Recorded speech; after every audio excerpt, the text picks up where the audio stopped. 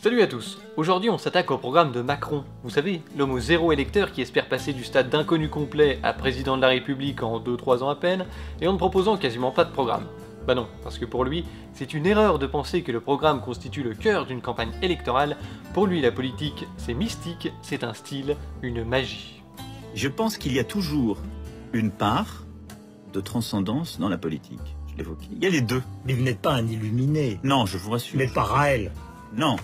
Donc pour éviter que cette vidéo d'analyse de programme ne dure que 5 minutes, on va aussi s'intéresser au candidat Macron, que la plupart des médias présentent comme un génie, tu vois, un type absolument brillant, qui peut du coup se dispenser d'expliquer ce qu'il fera, parce qu'il est certain qu'il ne peut prendre que les bonnes décisions.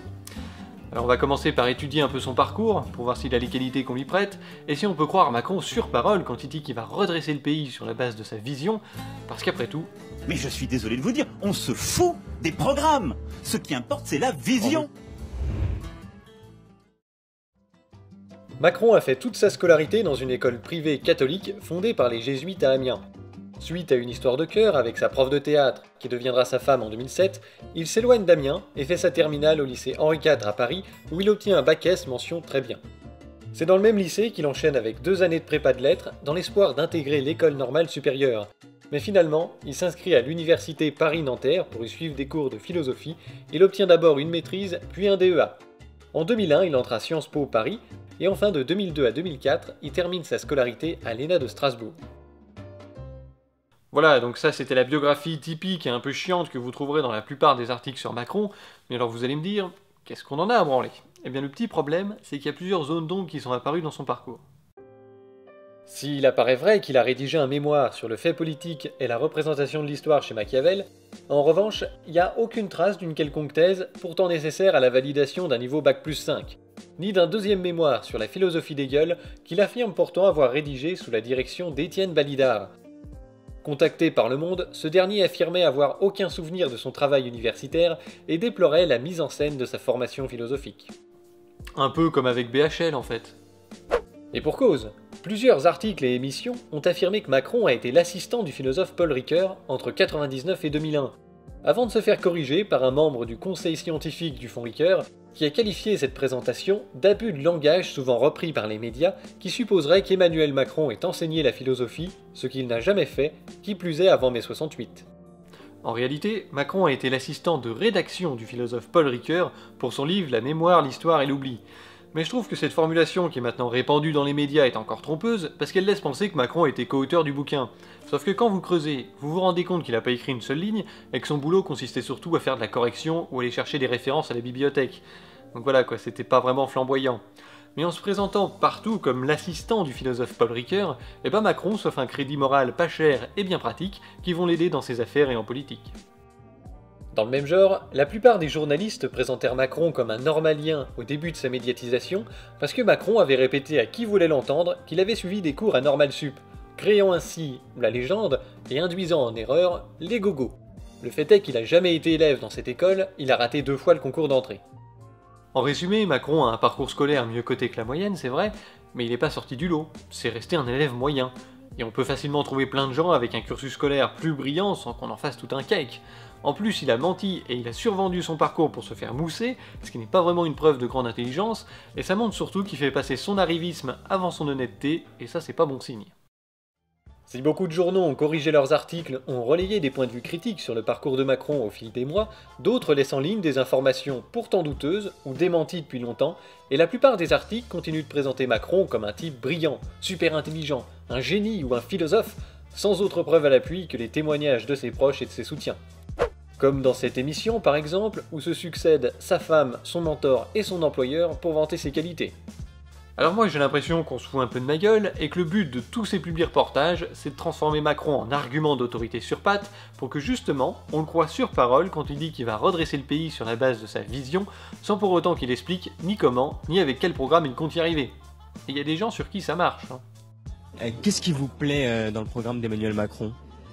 Alors je vais dire que c'est Macron moi qui me plaît, parce qu'il est différent, parce qu'il a un autre langage. J'ai pas écouté son programme.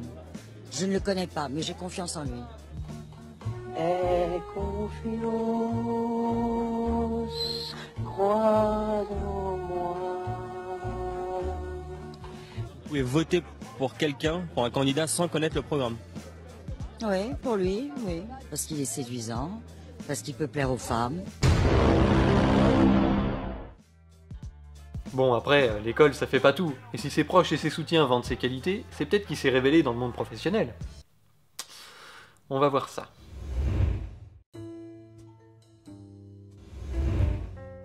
À sa sortie de l'ENA en 2004, il rentre à l'Inspection Générale des Finances, une sorte de contrôle de gestion de l'État, et il y fait son trou durant 3 ans.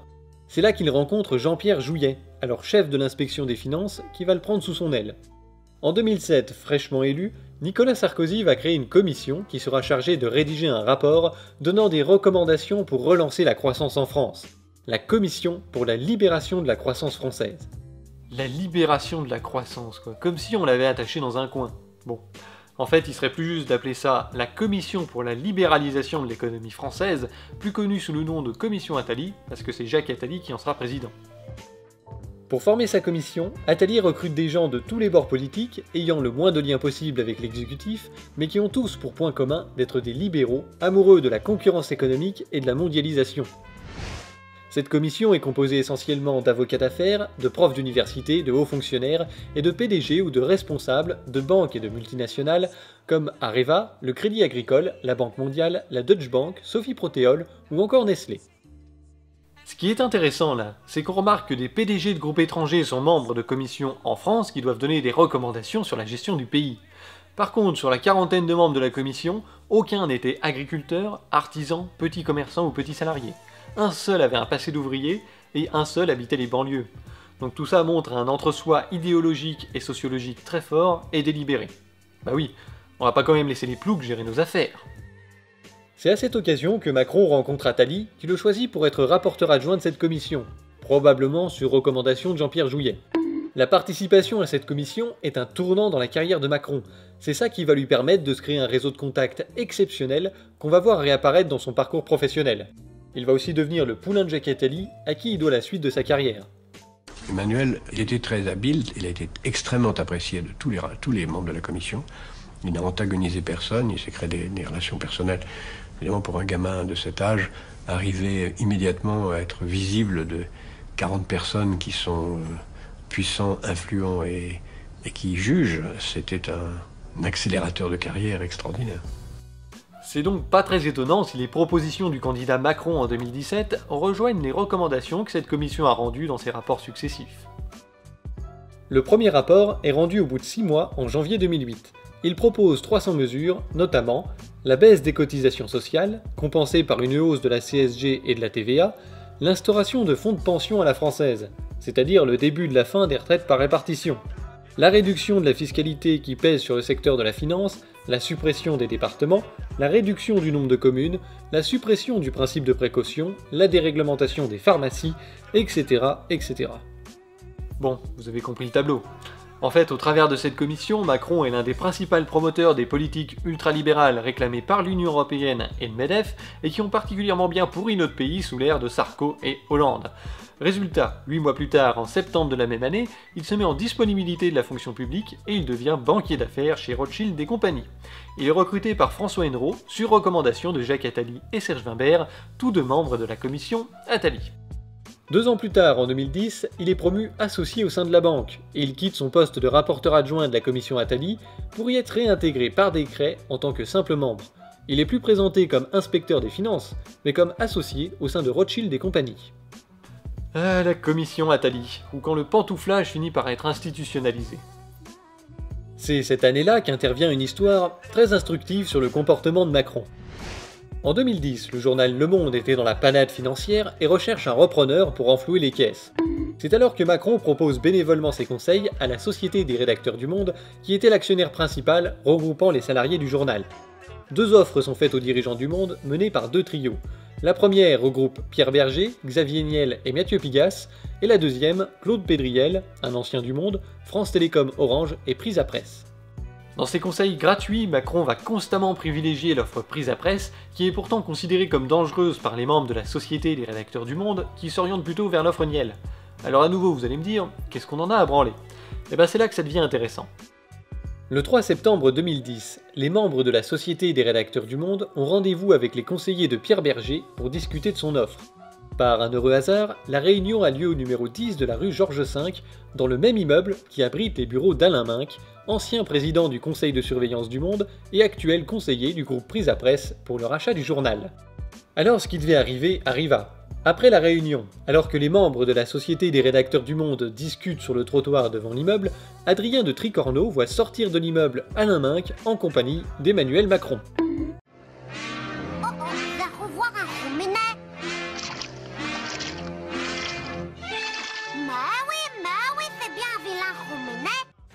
Leurs regards se croisent et Macron fait immédiatement demi-tour pour aller se planquer dans l'immeuble avant d'être repéré par les autres salariés du Monde.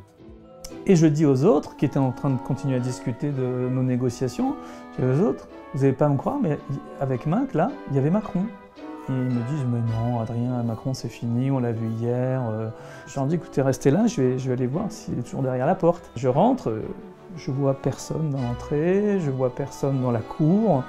Je vois personne au rez-de-chaussée. Et je me suis dit, tiens, je vais monter les étages.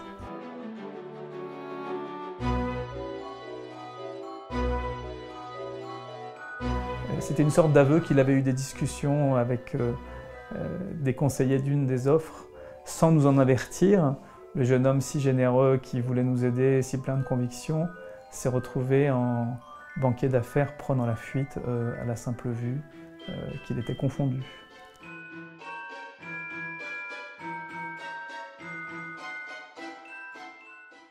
En fait, Macron était un agent double discount.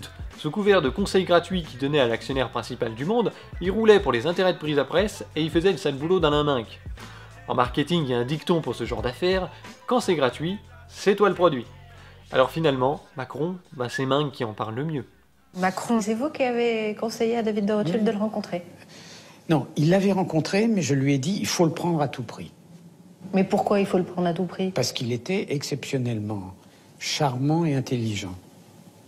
Et que ce sont les qualités d'un banquier d'affaires. Un banquier d'affaires doit être intelligent, souple, rapide, et s'il peut être en plus charmant, parce que c'est quand même un métier de pute, c'est une qualité, et il les avait toutes, et il a merveilleusement réussi. Bon alors rassurez-vous, Macron il va quand même pas bosser gratos toute sa vie, il va aussi s'occuper de grosses affaires. Par exemple, en 2012, il conseille Philippe Tilou-Borde, le PDG de Sophie Protéol et membre de la commission Attali, qui prend 41% des parts du capital de l'Essure Cristal. La même année, il est promu gérant chez Rothschild parce qu'il va ramener un gros client à la banque avec la négociation du rachat d'une filiale de Pfizer par Nestlé, dont le PDG Peter Brabeck est membre de la commission Attali. C'est avec cette transaction de 9 milliards d'euros que Macron va devenir millionnaire grâce à sa commission. Sa commission financière, cette fois-ci. Toujours en 2012, il devient Young Leader de la French American Foundation. Vous savez, cette fameuse association qui sert à donner un gros coup de pouce à la carrière des élites françaises, favorable aux États-Unis, à l'économie de marché dérégulée et à la mondialisation, pour faire court. Il rejoint ainsi les traces d'Alain Juppé, Alain Minc, Laurent Geoffrin, Arnaud Montebourg, François Hollande, Nicolas Dupont-Aignan, NKM, Laurent Wauquiez, etc. J'en passe, et pas des meilleurs. En plus d'être doué pour le réseautage qui veut lui permettre d'obtenir une promotion tous les 2 ans chez Rothschild, excusez du peu, Macron va aussi bénéficier d'un gros coup de bol avec l'élection de François Hollande à la présidence de la République.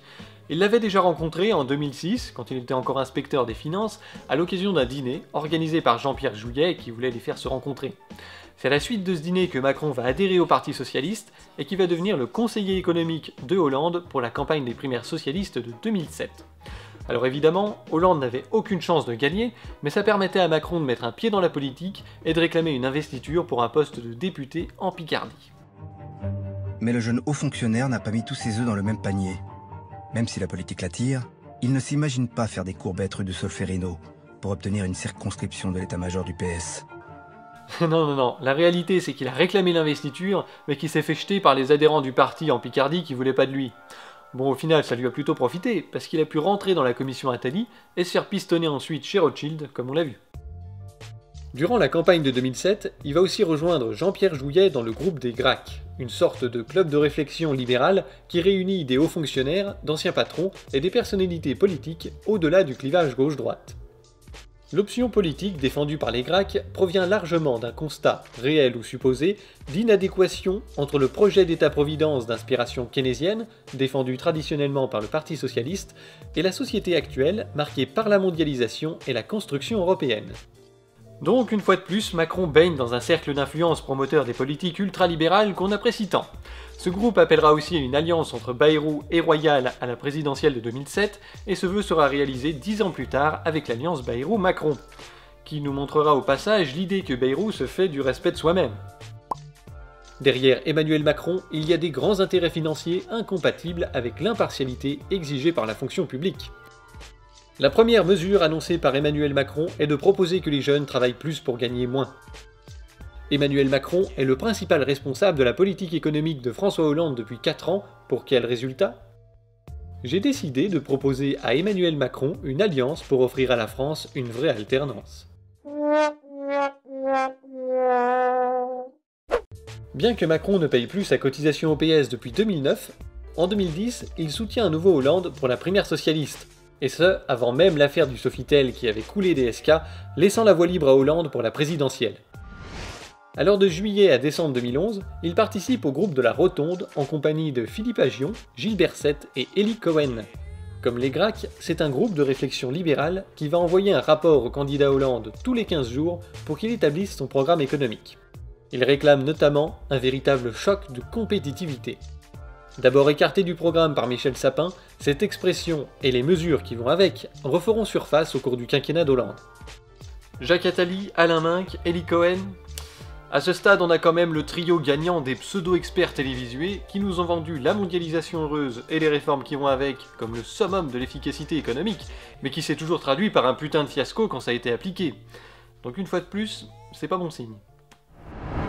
Bref, Flamby ayant gagné l'élection, il nomme Macron secrétaire général adjoint de l'Elysée, et malheureusement pour nous, il va pas se tourner les pouces. Non mais on aurait préféré, ça nous aurait coûté moins cher, hein. Il est quand même l'un des principaux acteurs, voire même à l'origine du fameux CICE, le crédit d'impôt pour la compétitivité et l'emploi. Il s'agit en fait d'un cadeau fiscal de 13 milliards d'euros en 2013, donné aux entreprises sous forme de réduction des cotisations patronales, sans aucune contrepartie. Si, il y a peut-être Hollande qui leur a dit un truc de ce genre. Mais vous allez quand même créer des emplois, non? Ferme ta gueule! Excusez-moi, pardon. Bon, pour rappel, le CICE c'était une mesure réclamée par le MEDEF qui exigeait carrément 100 milliards de baisse d'impôts sur les entreprises et promettait en échange 1 million d'emplois. Je vous laisse faire le ratio, hein. Ça fait 100 000 euros de subventions par an et par emploi pour des jobs qui seront sûrement payés au SMIC, donc environ 20 000 euros par an.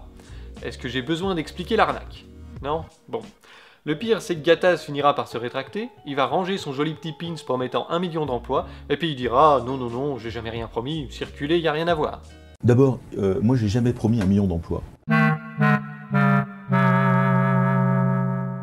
Bon alors, puisque c'est une grosse connerie et qu'on est dirigé par des débilos, cette mesure est renforcée en 2014 sous l'influence de Macron. Ça devient le pacte de responsabilité et de solidarité qui déresponsabilise et désolidarise les entreprises du reste de la société. Bah oui, puisque ce pacte comprend une modernisation de la fiscalité, c'est-à-dire une suppression pure et simple de certaines cotisations, et une augmentation du fameux crédit d'impôt qui atteint 21 milliards en 2014 et augmentera tout au long du quinquennat jusqu'à 41 milliards en 2017. Le truc, c'est qu'on sait de longue date que le coût de cette mesure n'a d'égal que son inefficacité à créer de l'emploi, et que l'immense majorité de ce fric a fini dans la poche des actionnaires d'une manière ou d'une autre. Enfin bref, y a pas que ça, autre fait d'armes de Macron, il va aussi contribuer à faire abandonner à Hollande son projet de faire plafonner le salaire des grands patrons pour se contenter d'un simple code de bonne conduite écrit par le MEDEF. Et puis il va aussi être accusé par des députés PS d'avoir saboté le projet de loi de séparation des banques de dépôt et des banques d'investissement. En fait, au lieu d'avoir une séparation claire entre ces deux activités, il y a une filiation de celle-ci au sein des groupes, donc c'est de la merde quoi, ça n'a rien changé. Mais finalement, Macron estime que le gouvernement n'est pas assez réformiste et qu'il n'a pas assez de latitude pour faire tout ce qu'il veut, comme il le veut, à son poste de secrétaire adjoint. Alors il quitte l'Elysée en juin 2014 pour se lancer dans des projets personnels en lien avec l'éducation. Différents projets sont annoncés dans la presse, mais concrètement, il va obtenir un poste à l'université de Berlin et le titre de Senior Research Fellow en économie politique à la London School of Economics grâce au piston d'Alain Minc. Il va aussi tenter de se faire pistonner par Philippe Aghion, qu'il a côtoyé à la commission Attali et au club de la Rotonde pour travailler à Harvard. Heureusement pour les étudiants d'Harvard, tout ça ne va durer que 2 mois, puisqu'en août on lui propose le poste de ministre de l'économie, suite au départ d'Arnaud Montebourg, et avec le soutien de Jacques Attali et de Jean-Pierre Jouyet. Sinon c'est pas drôle. Donc Macron va pouvoir continuer son œuvre de destruction des acquis sociaux, il hérite du projet de loi sur la croissance et le pouvoir d'achat d'Arnaud Montebourg, qui devait restituer 6 milliards de pouvoir d'achat aux Français, et il le transforme en loi sur la croissance, l'activité et l'égalité des chances économiques, plus connue sous le nom de loi Macron. Il s'agit une fois de plus de déréglementer l'économie, notamment en ce qui concerne le travail du dimanche, les professions réglementées comme les notaires ou les huissiers, mais aussi dans les transports, l'ouverture du marché des autocars, etc. Bref, c'est ce qu'on appellera l'ubérisation de la société. Cette loi sera d'abord refusée par l'Assemblée nationale avant qu'El Blancos ne la fasse passer à coup de 49-3 en 2015. Mais c'est pas tout, vous avez aimé Macron 1, vous allez adorer Macron 2. Il revient à la charge en 2016 avec un projet de loi sur les nouvelles opportunités économiques. Mais bon, cette fois-ci il dépasse ses prérogatives, donc Manuel Valls va s'opposer à son projet, qui va être divisé et dispersé dans plusieurs ministères. Une partie de ce fameux projet Macron atterrit sur le bureau du ministre du Travail et va devenir la fameuse loi Travail ou loi El Khomri qui déclenchera des grèves et des manifestations dans toute la France pendant plusieurs mois. Et puis à nouveau, le fameux El Blancos devra ressortir son 49.3 pour faire passer la loi. Rappelons au passage que ces lois ont beau s'appeler Macron ou El Khomri, elles sont en réalité l'émanation des GOPÉ, les grandes orientations de politique économique définies par la Commission européenne qui obligent la France à faire ses réformes tôt ou tard. D'où l'utilisation récurrente du 49.3. Mais les œuvres de Macron ne s'arrêtent pas à des projets de loi pourris. En tant que ministre de l'économie, il va aussi être en charge de différents dossiers, et notamment celui de la vente d'Alstom qui tourne au scandale. L'affaire se passe dans un contexte de pression exercée par la justice états-unienne sur les dirigeants d'Alstom. General Electric va alors commencer à négocier avec Alstom pour le rachat de sa branche énergie, qui représente quand même 80% de l'activité du groupe. Le gouvernement sera averti au dernier moment et Montebourg va tenter de limiter la casse. Mais quand Macron le remplacera au ministère de l'économie, celui-ci va autoriser le rachat d'Alstom par General Electric pour une bouchée de pain. Cet abandon d'Alstom est tellement grave qu'on aurait pendu Macron en place publique pour trahison dans un autre temps. Car c'est désormais le groupe américain qui décidera à qui et comment vendre ses turbines, c'est lui aussi qui aura le dernier mot sur la maintenance de nos centrales sur le sol français. Nous avons donc délibérément confié à un groupe américain l'avenir de l'ensemble de notre filière nucléaire. Autre scandale, la vente de 49,9% des parts de la société de gestion de l'aéroport de Toulouse à Europe Casil, un fonds d'investissement chinois. La société de gestion de l'aéroport était bénéficiaire d'environ 5 millions d'euros par an et les gestionnaires avaient pris l'habitude de distribuer la moitié de ces gains aux actionnaires, c'est-à-dire l'État et les collectivités locales, et de garder le reste dans un fonds de réserve en vue d'investissement futur qui a fini par atteindre 67 millions d'euros. Le problème, c'est que la première mesure d'Europe Casil, qui est censée ne pas être un fonds vautour, ça a été de distribuer 50 millions d'euros aux actionnaires en provenance de ce fonds de réserve. Bon, après discussion, finalement c'est seulement 15 millions qui vont être distribués, ça fait quand même 3 ans de bénéf. Ah mais attendez, le plus drôle, c'est que peu de temps après la vente, on a appris que Mike Poon, qui est l'un des principaux dirigeants du consortium chinois à qui Macron avait déroulé le tapis rouge, est impliqué dans un scandale de corruption en Chine et qu'il a tout simplement disparu de la circulation. Donc une fois de plus, c'est une grande réussite. On a hâte qu'il soit président et qu'on se fasse mettre. Qu'on se fasse mettre en marche, bien sûr. Vers où? Ça je sais pas. On le verra au prochain épisode.